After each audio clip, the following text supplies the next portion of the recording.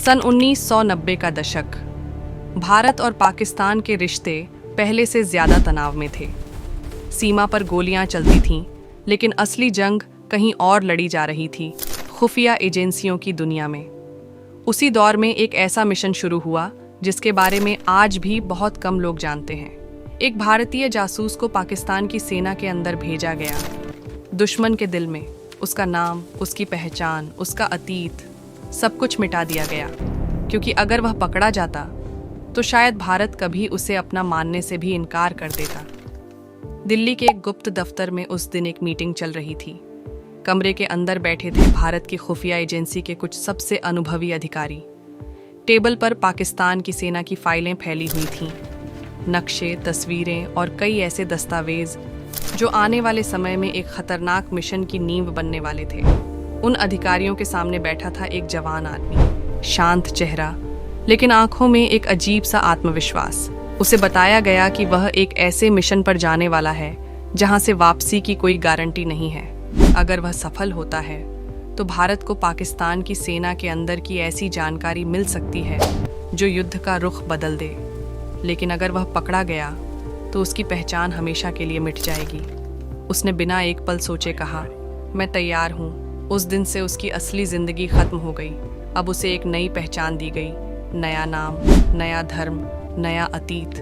महीनों तक उसे ट्रेनिंग दी गई। उसे पाकिस्तान की बोली, उनके तौर तरीके, उनकी सैन्य संरचना, सब कुछ सिखाया गया। उसे यह भी बताया गया कि अगर कभी शक हुआ तो उसे खुद को बचाने के लिए झूठ पर झूठ बोलना होगा। कुछ महीनों बाद वह सीमा पार कर चुका था। अब वह भारत का जासूस नहीं था, बल्कि पाकिस्तान का एक आम नागरिक था जो धीरे धीरे सेना में भर्ती होने की तैयारी कर रहा था।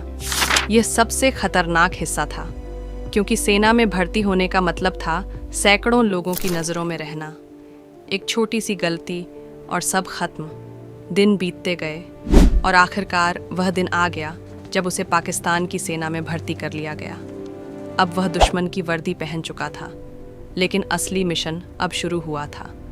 हर दिन वह पाकिस्तान की सेना के अंदर की गतिविधियों को ध्यान से देखता।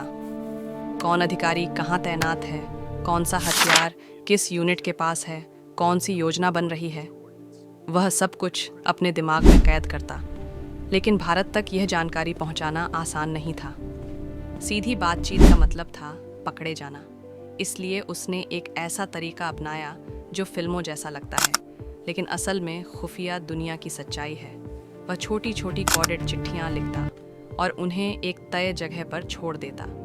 सीमा के पास एक पुराना पेड़ था जिसके नीचे पत्थरों के बीच वह कागज छिपा देता। कुछ दिनों बाद भारत के एजेंट वहां से वह जानकारी उठा लेते। धीरे धीरे भारत को पाकिस्तान की सेना की अंदरूनी गतिविधियों की ऐसी जानकारी मिलने लगी जो पहले कभी नहीं मिली थी। लेकिन जासूसी की दुनिया में किस्मत हमेशा साथ नहीं देती। एक दिन पाकिस्तान की खुफिया एजेंसी को शक हुआ कि सेना के अंदर से कोई जानकारी बाहर जा रही है। अचानक जांच शुरू हो गई। कई सैनिकों से पूछताछ होने लगी। वह भारतीय जासूस भी उस जांच के दायरे में आ गया। अब हर पल खतरा था। एक रात उसे एक कमरे में बुलाया गया। सामने बैठे थे पाकिस्तान की खुफिया एजेंसी के अधिकारी। कमरे में सन्नाटा था और उनकी नज़रें सीधे उसके चेहरे पर टिकी हुई थीं। उन्होंने उससे सवाल पूछने शुरू किए। उसका नाम, उसका गांव, उसका अतीत। ये वही पल था जिसके लिए उसे ट्रेनिंग दी गई थी। उसने बिना हिचकिचाहट हर सवाल का जवाब दिया। उसके जवाब इतने आत्मविश्वास से भरे थे कि कुछ देर बाद अधिकारियों का शक कम होने लगा। लेकिन खतरा अभी खत्म नहीं हुआ था। अब उसके हर कदम पर नज़र रखी जा रही थी। इसके बावजूद उसने मिशन जारी रखा। कई सालों तक वह पाकिस्तान की सेना के अंदर रहकर भारत को जानकारी भेजता रहा।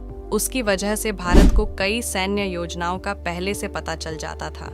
कभी कभी यह जानकारी इतनी महत्वपूर्ण होती थी कि सीमा पर तैनात भारतीय सैनिकों की जान बच जाती थी।